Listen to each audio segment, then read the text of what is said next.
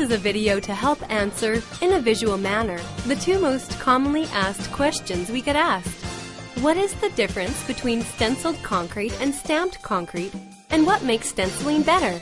I will answer that for you and much more, but I warn you, some of the pictures we are going to show you are graphic by nature and are meant for mature audiences. I will not only show you why stenciling is a far superior process, but I will also show you what makes stamping inferior and why even the most experienced stamper can have problems. You will have to wait until after I show you the pictures though. We want to see if you can figure out why these uncontrollable blemishes occurred.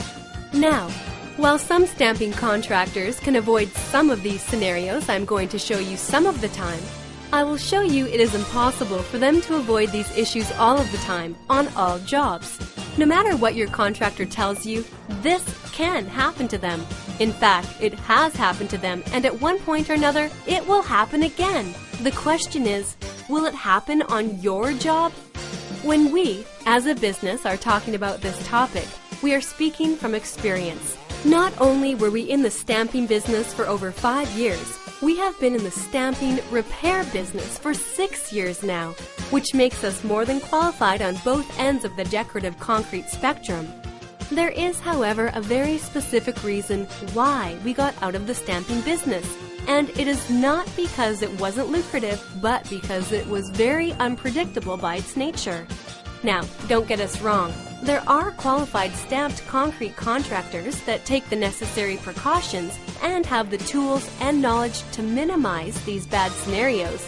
But the question still remains, which contractor is it and when will it happen to them? Now that I told you it is impossible for even the best stamped concrete contractor to avoid a bad job, let me tell you why it's impossible and also prove to you that I'm not just rattling my lips here. What I'm going to show you first is a group of pictures of a beautiful stamp job followed by a bad stamp job. Now, in all fairness, not all of these scenarios I'm going to show you on the bad stamp job can or will happen on one job site, but they could. It's not impossible for this to happen either though. The question now is, which one of the bad scenarios can you live with? Here's a montage of some photos of a stamp job that you might see in a typical contractor's portfolio. Enjoy!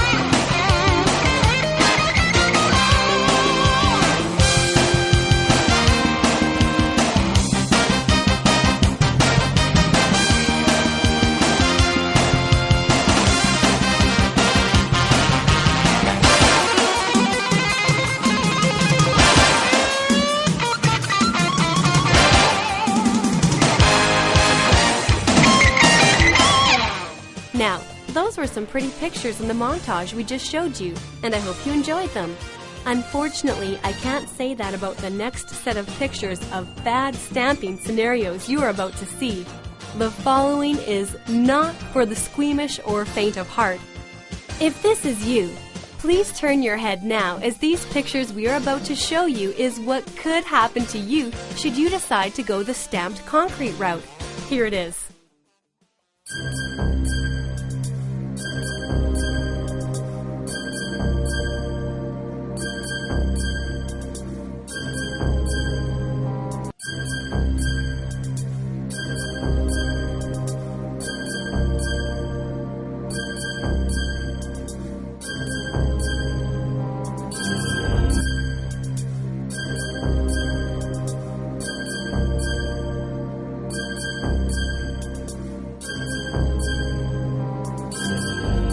Wow, that was rough and ugly.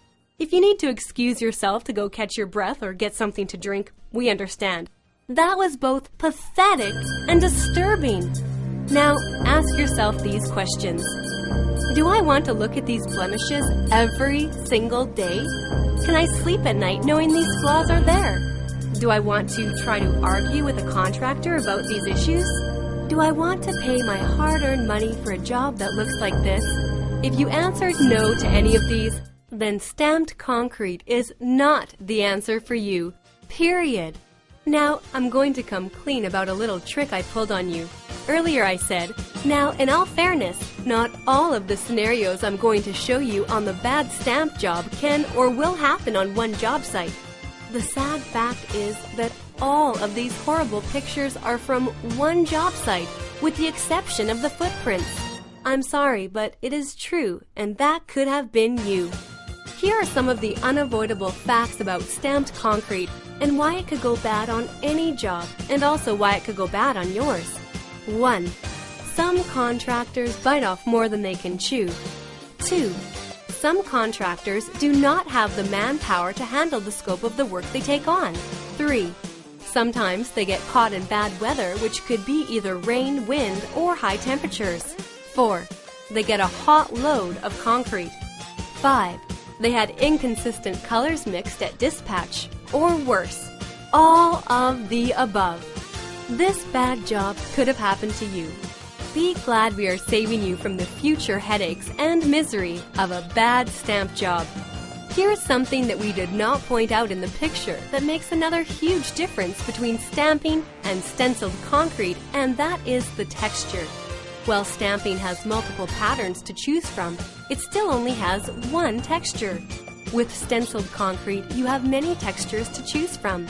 They range from very aggressive to semi-aggressive, which also makes stenciled concrete safer to walk on. This should be taken into serious consideration, especially if you have children or elderly individuals who will be walking or playing on your project. Now, let's talk about stenciled concrete and why these above scenarios are irrelevant in this process. First, the crew size. Even if your scope of work is only 500 square feet, a professional stamp crew should have 5 guys to effectively work all the joints, edges, release agents, patterns, seams, and overall design. This also means high overhead for the contractor, so they might cut a corner by eliminating a position and having one crew member double up his workload, leaving a huge opportunity for error. In stenciling, you only put down on average about 100 square feet at a time, making the site very manageable by only 2 or 3 people. This process is then repeated to maximize the details of your project. Second is the bad weather that creeps up on you, especially in our area. With stamping, once the concrete is poured, you must work it from start to finish or you lose the load. In stenciling, you can start and stop as necessary, as you can do as little as 25 square feet at a time and cover that very easily if need be. Other bad weather could be hot weather, which will make the concrete set very fast and unstampable. With stenciling, even in 90-degree plus weather, heat is a non-factor, as again, we can control how much we put down at a time, whereas in concrete, you have to pour what came in the truck.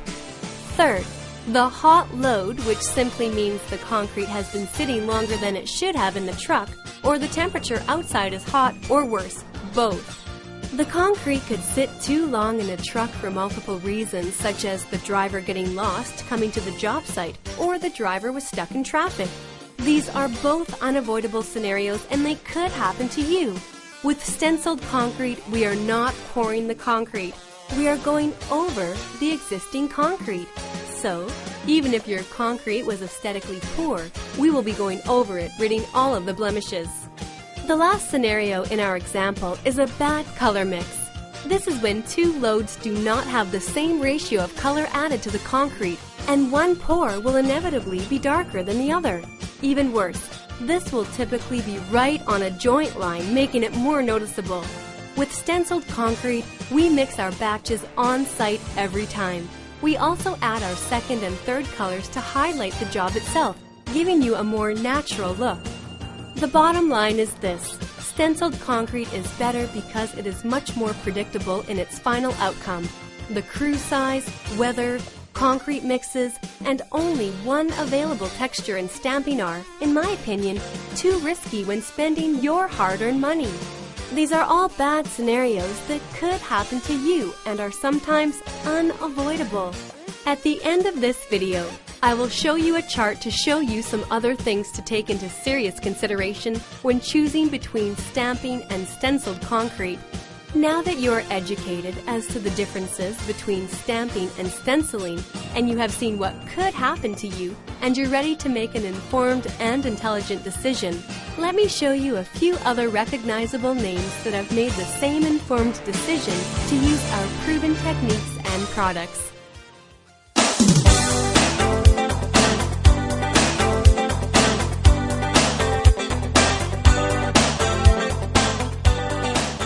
Thank you for your time, and remember, Decorative Concrete Surfacing is who we are, and badass concrete is what we do.